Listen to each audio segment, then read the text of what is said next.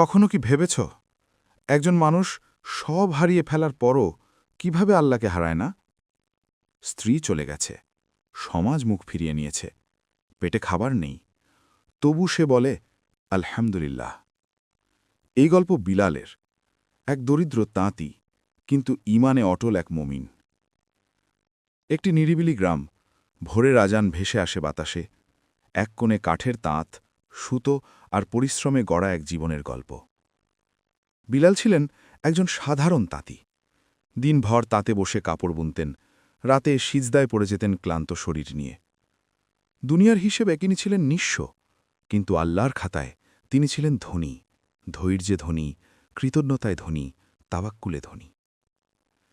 কিন্তু অভাব ধীরে ধীরে সংসারের দেয়ালে ফাটল ধরায়। স্ত্রী বলত, এই জীবন কি কোনো জীবন? শুধু অভাব, শুধু অপেক্ষা। তোমার এই ঈমান, এই ধৈর্য, এগুলো দিয়ে কি ভাত পাওয়া যায়? বিলাল মাথা নিচু করে শুনতেন, কণ্ঠে রাগ ছিল না। শুধু বলতেন, রিজিক আল্লাহর হাতে, দেরি হয় কিন্তু ভুল হয় না। কিন্তু ধৈর্যের ভাষা সব হৃদয় পছয় না। একদিন স্ত্রী চলে গেলেন, পিছনে ফেলে গেলেন শূন্য ঘর, নীরব তাঁত আর একাকী এক মুমিন। গ্রামের লোকেরা বলল, দেখেছ দারিদ্র মানুষকে কি বানায়? এত নামাজ পড়ে কি লাভ? সেই রাতে বিলাল মানুষকে কিছু বললেন না। তিনি সিজদায় পড়ে বললেন, হে আল্লাহ, আমি অভিযোগ করতে আসিনি, শুধু তোমার কাছ থেকে আমাকে দূরে নিয়ে যেও না। চোখের পানি জায়নামাজ ভিজিয়ে দিল, কিন্তু ঈমান ভিজল না। দিন আসে, দিন যায়, কখনো এক মুঠো খাবার জোটে, কখনো তাও না। তবু তার মুখে ছিল একটাই বাক্য, আলহামদুলিল্লাহ। এই শব্দ ছিল তার ঢাল, এই শব্দেই তিনি ভেঙে পড়েননি। তিনি জানতেন, আল্লাহ যাকে ভালোবাসেন তাকে পরীক্ষা দেন।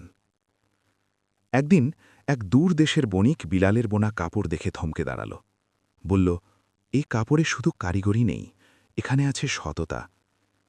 বিলালের কাজ, আখলাক, বিনয় বণিকের হৃদয় জয় করল। তাকে বড় কাজ দেওয়া হল। ধীরে ধীরে বদলাতে লাগল জীবন। যে সমাজ একদিন তুচ্ছ করেছিল, আজ তারাই সম্মান করে। কিন্তু বিলাল বদলাননি, নামাজ ছাড়েননি, ধৈর্য ছাড়েননি। তিনি বলতেন, আল্লাহ দেরিতে দেন, কিন্তু উত্তম দেন। স্ত্রী চলে যেতে পারে, সমাজ মুখ ফিরিয়ে নিতে পারে, কিন্তু যে আল্লাহর উপর ভরসা রাখে, আল্লাহ কখনো তাকে ছেড়ে দেন না।